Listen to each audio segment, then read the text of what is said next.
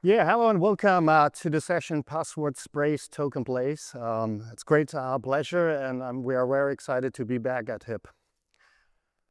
So my name is Thomas Naunheim. I'm a cybersecurity architect at glueckkanja, as we already mentioned. Feel free to follow me on your favorite social media. It's doing a thing. It's doing a thing. You have it. And I'm very excited to be here with Eric. Let's see if it will. Going to need a keyboard here. Nope. Those. Still doing it.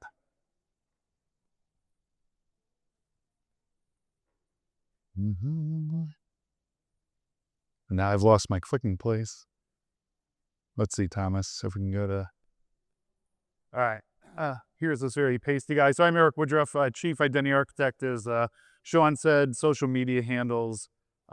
Feel free to reach out. And because we do have a lot of content today to cover, we're just going to sort of hopefully jump right into things. Or we're going to have to keep, unfortunately, looking at me.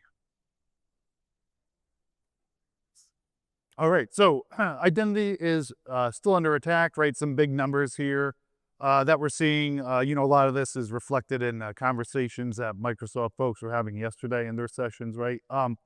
600 million identity attacks per day. So 99% of these are password attacks.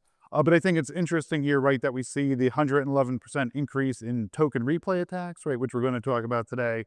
And also, again, a rise in attacker-in-the-middle phishing attacks by 146%, right? But before we, dive into things, just want to have a quick look at the agenda, right? So we're going to, hopefully, talk about password-based attacks, token theft and replay, and then we're going to move into abusing privileges of OAuth 2 applications that... Oh, is it up there? Oh, okay. And mitigation here at the end. This is awful.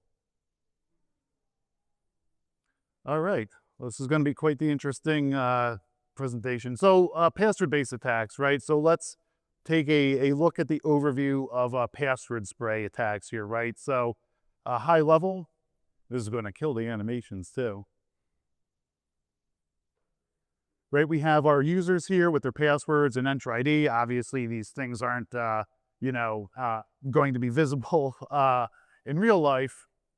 But we have our attacker here, right, who's password spraying HipConf 2025, right, and essentially hitting all these users. And then if we have a user here that has HipConf 2025 as their password, maybe eventually, yep, the animation will work. And right, so we've matched, we know that user's password, right? And the thing that's concerning with, password spray attacks these days is the tooling, right, is very commodity. And actually for all these attacks we're going to look at today, right, it's easy to pull these off without even really understanding, like, what you're really doing under the covers. Maybe. All right, so looking at a password spray attack here, right? So here we're using Spray 365. Again, got this off of GitHub. You basically feed it a file with a bunch of UPNs, email addresses. This stuff is easy to determine for most companies. A list of passwords that you'd build out. And essentially here, right, this is just going and trying to authenticate against, Entra ID with all these users. Again, this is rather simple, right? There's things like smart lockout in Entra ID that can try to protect against password spray attacks. But there's other ways, tools like this and other ones have, proxy systems that can try to, avoid the detection with smart lockout and do low and slow type attacks. Right, but so we see here in the end that these two users, right, had summer 2025. They haven't changed it to fall 2025, unfortunately, right? So they were found, and now we know their password. So that looks super simple, Eric, right? Yep. So, but we all have started to adopt MFA. So why is this still a big thing? Yeah, so right, we would think that, and we should be adopting MFA, but we want to actually find your single factor auth, right? So a lot of organizations still will exclude for, trusted locations, right? If you're on CorpNet, say, hey, we don't need MFA. And a lot of these things are sort of, it's just, legacy sort of tech debt stuff, right, that people forget about that was potentially implemented. And eventually we'll talk about, service accounts and service principals. But if we think of service accounts, right, there's still organizations out there that will use actual users, right, as service accounts. Again, these things are going to be excluded from MFA because there's no way to actually, have them interact from a multi-factor perspective. And then also, we don't have time to really dive into it today, but SaaS applications, right, they can have, local user accounts in them as well that might not require MFA. And also you have support for multiple identity providers. This is the worst clicking experience ever. All right. So if we talk about password spray and Entra ID protection, oh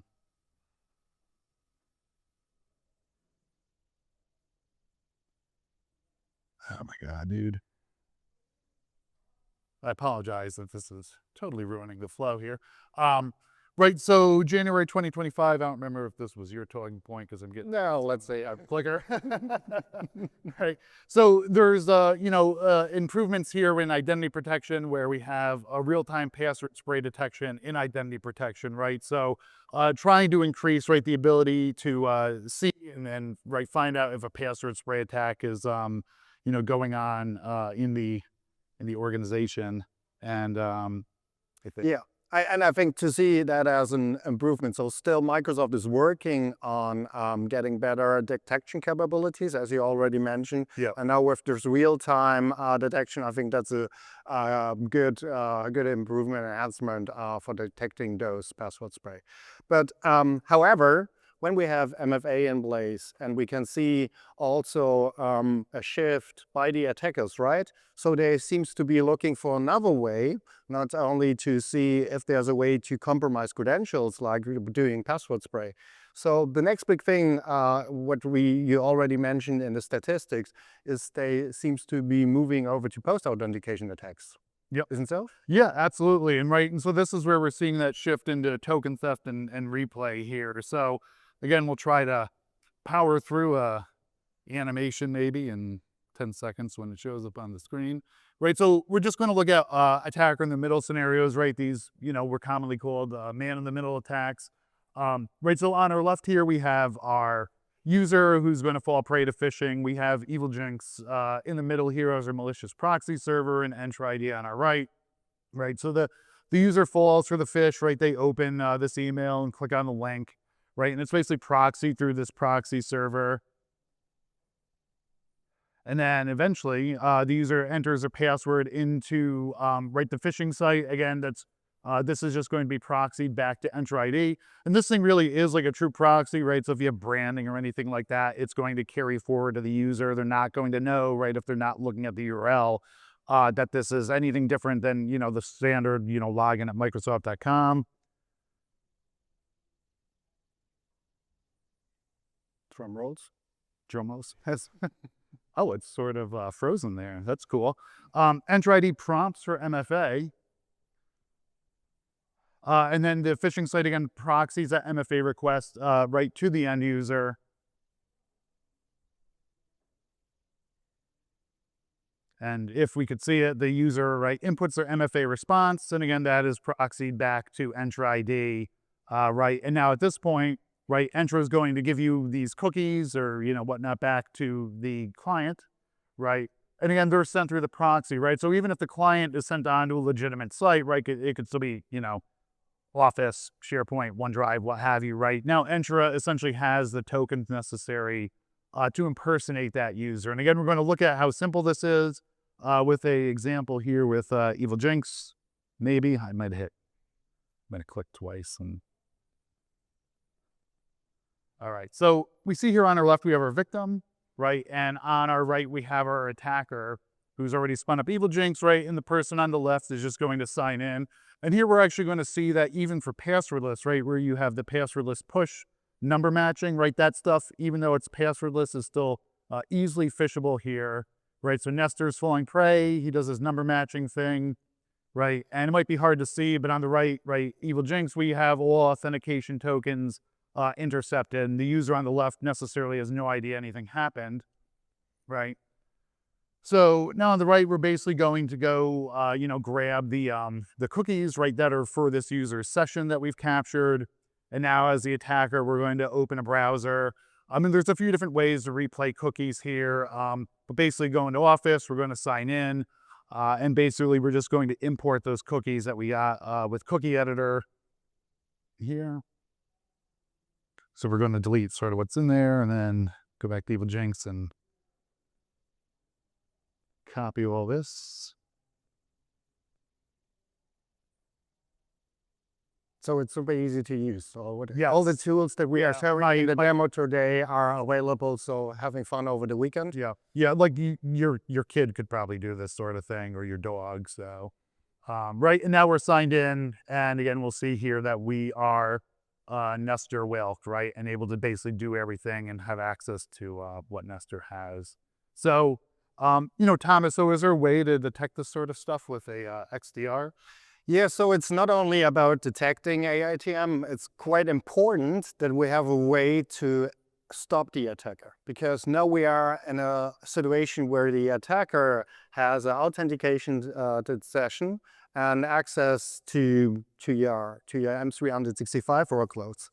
And Microsoft has started to support AiTM as part of their attack disruption feature. And that means as soon we are detecting, for example, that a user has clicking on a link that leads to, let's see, this one, leads into an AiTM attack, Microsoft has the confidence that this is a serious activity and leads into user compromise. And in the backend, there's the attack disruption feature, which disables the user, which is also a trigger event for features like continuous access evaluation, and also be a position where you revoke the user's sessions. So it's quite important that we have the opportunity to stop the attacker, that there's no ongoing activity by the stolen cookies in this way. So I guess, I mean, we've looked at attack in the middle, right? And this is the most common scenario, but are there other ways that we can steal tokens? Yeah, so we will later on discuss the mitigation capabilities, and there are some simple ways how you avoid the risk of being a victim of an AiTM attack.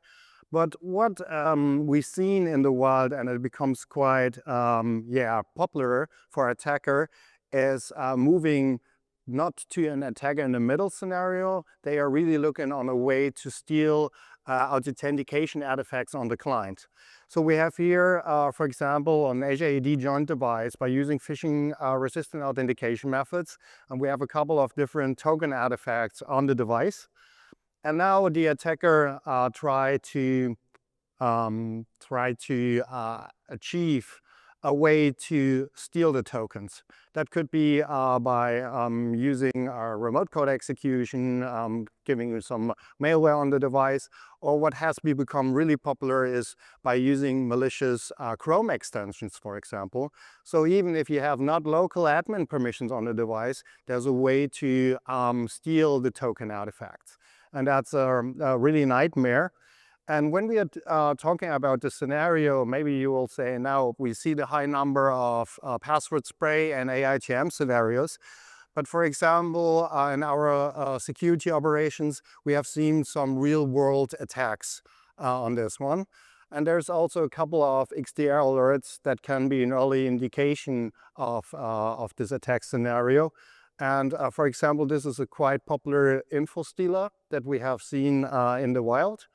And this tool will be executed in user context on the device and try to steal everything related to the browser profile. That includes safe passwords. Hopefully that is not a really big thing, but it includes also to exfiltrate each cookies. And what we have seen in AiTM, it's quite powerful if you have a session cookie and you can bypass conditional access and all the MFA and requirements as well. So if you are interested to see a little bit horror stories, what the info stealer can do and how to stop them, we have also point out a link to the story. But hey, Eric, why it is so simple? We're just running an info stealer and bringing the cookies to another device. And what we can do to stop them or to mitigate that. Yeah, so right, we can hopefully use something like token binding, right, also referred to as proof of possession here, to potentially mitigate some of these attacks. And we can maybe look at a diagram for this. So we're going to have our client right on the left, Entra ID, that's our identity provider on the right here, and then our resource provider, OA, SharePoint, something like that, right? So the client has hopefully a TPM, right? And there's a key pair that's cryptographically bound to it. And the client can present the public key, right, essentially in proof of possession of this to Entra. So in return, right now, this is in process of getting tokens. Clicked it. Right, Entra binds the client's own cryptographic key to the token and basically send a constrained access and refresh token back to the client. But at this point, the client, right, it still has that key pair, right? It has the private key, so we can generate a fresh proof. And then it's going to send this fresh proof along, with the access token to the resource provider, right? So again, OA on the back end. The resource provider, like OA, for example, is going to go basically check with Entra ID to validate that proof of possession, right? And then we're going to actually get into, the thing that we want access to, like OA here in this example. So now if we have our threat actor show up, here we go, right? So still client on the left, Entra on the right, our resource provider, OA, right? And Mr. and Mrs. Threat Actor, right? Malware or something like that, exfiltrates tokens, session cookie stealer thing, right? Replays those tokens and presents it essentially without that proof of possession, right? So the attacker can't really say, hey, they're us, because cryptographically, right, they don't have that key pair that's bound to the device. So when the resource provider goes to check that proof of possession on Entra on the back end of things, right, it's going to fail and they won't have access to that resource. But it's important to understand that there's a lot of limitations within this. It's mostly what I think thick client applications, and there's a whole long list of limitations where token binding currently works and it does not in Entra. And in particular, for browser cookies, it won't protect you. So yeah, did you have say the word cookie? I did. Yeah, and the big thing about that one is we have seen with AiTM and other scenario, it's quite powerful also to steal token or session cookie artifacts from the browser. So when we're talking about token protection, as Eric already mentioned, it will not cover the browser at the moment. And that also includes access tokens. It includes the session cookie. And there's a really nice proof of concept. What you can do by doing some bad Chrome extensions. So we are on a device joined to Entra ID. We're using a TPM, having a primary refresh token protected. And if you're using the Chrome browser, you need this SSO extension by Microsoft. But I have an additional cookie extension in place by this Cookie Byte POC project. And what you can see, or maybe you can't see now in the back end, Adele has a good day. She signed in to Microsoft 365 and everything seems to be in a good position. And maybe she's not aware of this Chrome extension that has been installed, or maybe was looking for something special in the Chrome extension store and has clicked on something that was not a smart idea. So let's switch over to the attacker. And what happened in the back end after the M365 page has been loaded, there was some exfiltration of the session cookies. So we are on the attacker device. Attacker device is not joined to Entra ID. There's no single sign-on. But the cookie monster has stolen the cookies via Google Forms. And now we can see all the cookie details and all cookie content here in a beautiful JSON file. It was dumped to this file. And then it includes also the persistent authentication session cookie. And it's just another beautiful Python script that we can use to have now the opportunity, even using the same user agent string like the victim. And then, drum rolls, we are back in M365, and we have, of course, satisfied conditional access and everything. And because of some single sign-on experience, the attacker is also in love, because the attacker is able to sign into other M365 workloads like Outlook web app. So this is super nice. And as I said, we see more and more supply chain attacks on browser extension, and it's quite easy to compromise the user, and that could be also the separated browser profile of an admin, right? So yeah, really a nightmare. Yep. So two things, Thomas. One, I appreciate M365 Copilot being shown, so this is now an AI site. But also, is there a chance to detect these sorts of attacks? Yeah, it's quite hard, but in this case, we have a new sign-in request, because as we have seen, we have switched to another application. And if we take a look here in the sign-in logs, there has been a sign-in to Office Home, and it has coming from Germany. And there was another sign-in, hopefully, yeah, and it has been coming from the US. So we see a different IP address. User agent is not something we can rely on, because, as I said, the tool is smart enough to just clone the whole user agent string, and also all the details are part of the session cookie. So if my device is compliant, all the information, also the MFA, details of authentication string are part of that. So we can see we can satisfy all the conditional access requirements. But hey, Eric, what about ways to mitigate that one? Because we will not close the session and say, that's it, having fun, and be afraid of everything out there. So is there any way that we can interrupt them? And should I block every access from the US to stop this attack? No, you don't necessarily have to. So we can actually look at, I think it was frozen there too. So again, we're going to look at continuous access evaluation, usually shorthanded to CAE here, right? And so again, we're going to first look at token acquisition, using a refresh token from a CE-capable client on our left. Same sort of diagram that we've had here, right? So request an access token using a refresh token. Conditional access is going to apply eventually here, right? And we're going to evaluate these conditional access policies. Now within this, we likely have a conditional access policy that is location-based, right? And it's a block policy, so that if we don't satisfy that location, right, things are going to be blocked here, right? So we get that access token back because we're, in a trusted network location. And eventually our client is going to give it to, resource provider. Again, here we can just pretend this is OA. We hope the communication will be not in real time in Entra like that one, right?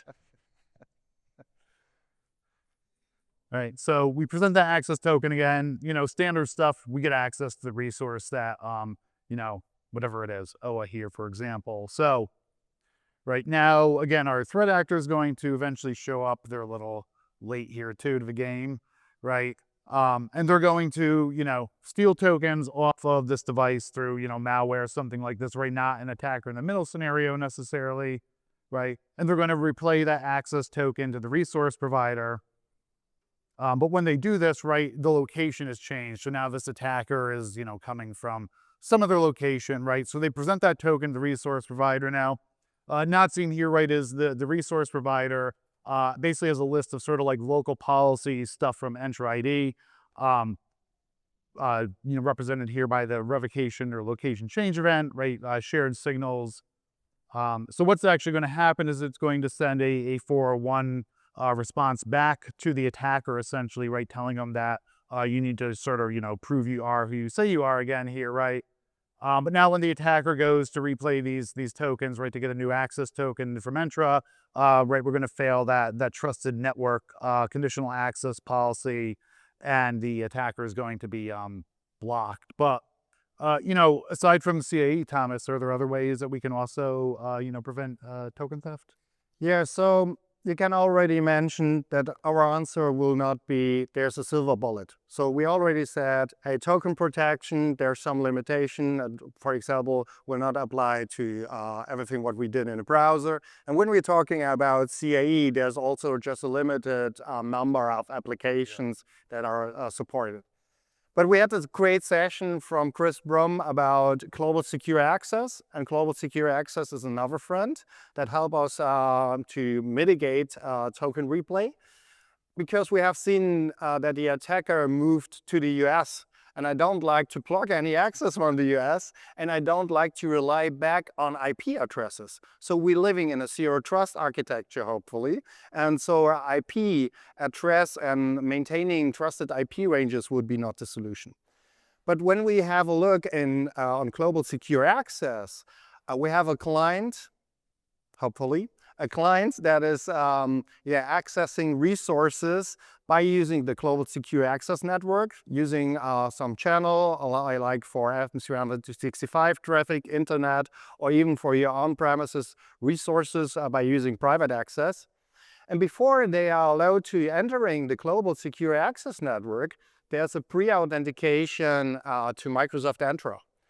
And this endpoint that we are reaching out to get our tokens for accessing global secure access is supporting CAE. So even the resource provider is not supporting continuous access evaluation. We have here our big friend in the front that allows to interrupt a session. So first of all, before we're entering global secure access, we need to satisfy conditional access, getting our Entra ID token, and not only having the pre-authentication, which is supporting CAE and can also revoke the token in near real time by using CAE. Another benefit is using the access through global secure access as a compliant network. So this is quite important because compliant network is a feature and a control that we can use in conditional access. So as soon as someone is accessing outside of a compliant network, we can set a block policy for that one. And in addition, and that's the big benefit over other cloud proxies, SE solutions, call it whatever you like, is the way, what happened here, is the fact that we have our IP restoration. So we can see in the sign-in logs the original IP address, and we are not losing any signals, for example, like identity protection, like to see the original IP address to make sure that you're coming not from an unfamiliar location, and not everybody is accessing from an Azure data center or a Zscaler endpoint, right? So it's really important to see always the original IP address. So let's be back in our attack scenario that we have seen before in the demo. So the attacker is exfiltrating the token, or even also works for session cookies. And now if the attacker likes to get a new token, it is a new request to the identity provider Microsoft Entra, and there's a conditional access in place.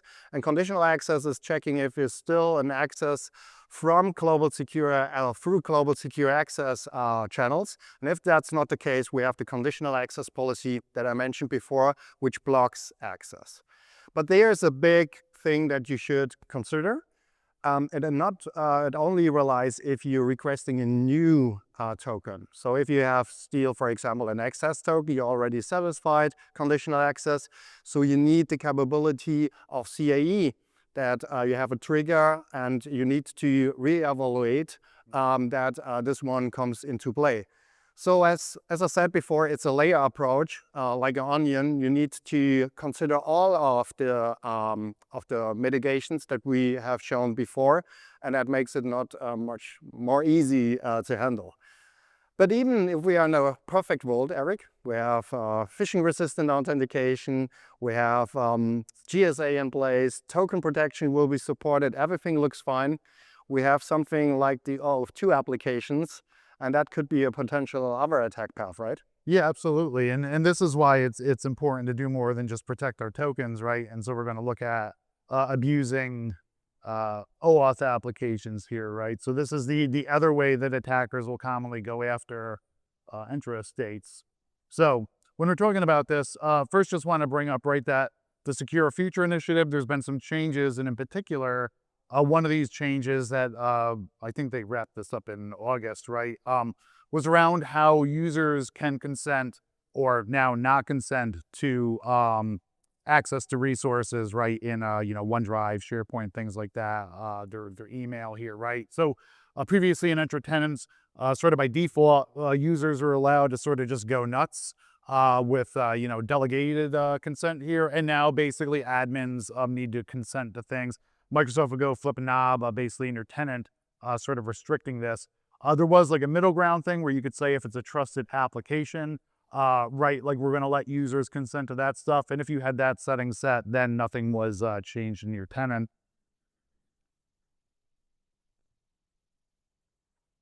Let's see what happens here. So again, when we talk about who has admin consent permissions, right, to grant tenant-wide admin consent, there's a privilege role administrator. I'm just highlighting here, right, that cloud app admin or application admin, right, can grant consent to everything except for graph, right, which tends to be the focus. And it's not really on here, but this is where for a lot of organizations, again, want to stress again, to set up admin consent workflows, right? Because we don't want to create a lot of friction for our end users because they start to do shadow IT type things here, right? So while we're trying to protect our estate, it's also important for admins to sort of set up those channels for users to request access to the apps that they need, so they don't start going around us. So Thomas, what's an attack from an application perspective look like? Well, there's a couple of ways how you can achieve that, right? So first of all, just make clear that we are all on the same page. What you mentioned before, it's super important and mostly overlooked. So even we can see here the statement, it's when we're talking about Microsoft Graph, Azure AD Graph, the cloud application admin cannot do some sensitive grants. But hey, what about Windows Defender ATP API, which has quite interesting API permissions? Or even Microsoft is using for the AD synchronization provider, also known as an Entra ID Connect.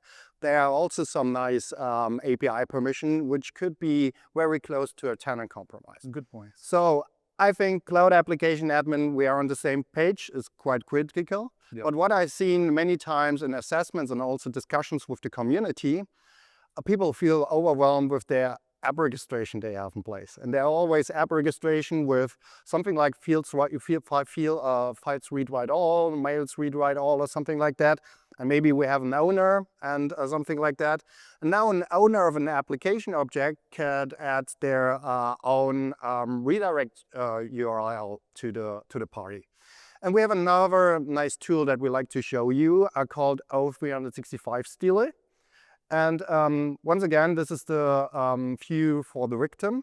It is using some nice web application, and the attacker was really lazy, called Thomas, and had not used a TLS certificate that is valid. So I think attacker would be more professional than me. But what we have seen, once again, nothing suspicious, regardless of the TLS error. But in the end, there was a sign-in, and everything looks like okay-ish. But if we switch over to the view on the attacker, we are back with the O365 Stealer, and it's running a nice web application, and we can see each detail of the user request. And that includes also, we have the redirect URL with sensitive API permission scope. And when we take a look, what we have catched here is once again, the application has delegated API permissions. And now in the backend, the O365 Stealer, as the name said, started to exfiltrate everything on behalf of the user. That includes, for example, all the mails. It could be also OneDrive content. And because we have also something called the offline scope, in the delegated permission, we can also create a new access token. So even the user is not actively using the application, we can refresh the access token after the user is still become idle or not be actively using the application. So this is really powerful, and we can see maybe the attacker would switch over to persistence and starting to use some inbox rules to get also the emails after the exfiltration. So that's quite a nightmare, and honestly, most people are not considering activities, what our applications are doing with delegated permissions, and that's something that is really hard to handle. And Microsoft has also seen potential room for improvement, and similar to what we have seen with the attacker in the middle scenario, it's quite important that we stop attackers, right? Close after we have some alerts regarding suspicious behavior. And that is what Microsoft has been implemented this year with an attack disruption for all applications. And as soon we have some signals like, hey, there has been some suspicious app registrations, or there has been suspicious activity by the application, for example, did some malicious activities. And that's really important. There's a feature called app governance in Microsoft Defender for Cloud Apps. And if you enable those ones, you get a lot of signals also about the Graph API activities. And once again, when Microsoft has the confidence, hey, this is a real attack and there's something going on, it starts disabling, for example, the OAuth application, and the attacker will not be able to, for example, request the new access token, and we have a way to interrupt the ongoing attack. Well, I think you have maybe learned some new tools that are out there that would be used by the bad guys. So definitely worth to have a look on that and test it in your environment. This is not a promotion for attacker stuff, so always a good idea, but also to learn how they work and what are the signals in your environment. But we have some homeworks for the audience tonight, right? Yep, we do. So we're going to look at mitigation, right? Because what is the point of knowing the attacks if we can't mitigate this stuff? So this is going to look a bit like we're playing Jeopardy here. But when we talk about mitigation, and we're focused on user mitigation, right? Now I know there's a lot, and I'll just reiterate that the slides will be available because this is like so much stuff to try to go to. So if your eyes start watering from squinting trying to read this, we'll try to go through it together, but you'll also have this at the end, right? So we have authentication methods and credentials, advanced policies to protect sensitive access, zero trust signals, ITDR, and security posture. And then device compliance and endpoint security, right? So if we look at this from a foundational perspective, right, so we're going to have sort of layers here, right? And so foundationally, we want to make sure we have, strong password policies and Active Directory, that we're using banned password protection, that we're clicking next. Oh, there we go. Restrict use of device code flow, restrict user consent, and enable admin approval and require device state or compliance in CA, right? And so I think, the importance here is like, this is very foundational stuff that's pretty easy to do. It doesn't really create a lot of user friction, right? And in particular, like banned password protection, again, if you have the licensing, there's also custom banned passwords, right? So, hopefully, we've got Semperis and you've got glueckkanja and product names and these sorts of things that people might, put in their passwords right on that custom banned password list. And that also flows down to Active Directory, right? And hybrid identity. So now if we're moving on to intermediate, right? Here's where we're going to hopefully start showing the adoption of passwordless authentication, and also restricting access from unmanaged devices by session policies, again, in conditional access. Bringing things in like, again, identity protection for risk-based conditional access policies, right? User risk, sign-in risk. Avoid delegation of application admin and ownership, and that's a thing in itself. If you're in Sanders' session, maybe he's talking about that, but you're stuck here with us. And then also requiring a TPM for things like Windows Hello and Secure Enclave for Mac OS. And again, I think the part in this that's important to point out is the passwordless authentication. So I spent many, sessions with many customers at Microsoft rolling out Windows Hello for Business, and now with Cloud Kerberos Trust. I mean, it's so easy that organizations really don't have any reason legitimately to not use things like Hello for Business and go passwordless. So, and I think you're. Yeah, but there's so much else to do, right? So when we take a look, that's yours. Oh, let's see, beautiful effects here. Oh, it's a Defender EDR. Yeah, it's always a good idea to have Defender in place, as we have seen, to get also not only stuck with animation, more getting signals from the client, right? Yeah. And yeah, I think what we can see, especially for post-authentication attacks, there's more focus on compromising client components. So it's quite important that the Defender is able to sharing the risk score of the device with conditional access. So keep in mind that you have integrated that one to conditional access. And let's see.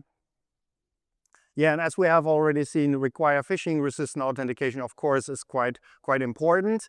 We have seen passwordless by using Authenticator app is not 100% the way to avoid AiTM. And it's quite important, for example, also using some device state, because device state will also stop AiTM if you're looking, for example, if that is a compliant device or a device state like Entra ID joined. When we're talking about unmanaged devices, it's super important that we have a way to secure access from those devices, and there's a nice way to integrate Defender for cloud apps in combination with mobile application management. And in addition to that one, let's see. We have also a way for authentication contacts. I think that was part of the session yesterday. If you have sensitive privilege operations, for example, you like to activate a role, it is very important to, for example, if you activate a global admin, to require re-authentication, because if the attacker has stolen the refresh token, there's a way to enforce for a fresh authentication. So a lot of things that we can here implemented. CAE in combination with global secure access. I think when it comes to AD, get away from Active Directory passwords and using some scrambling.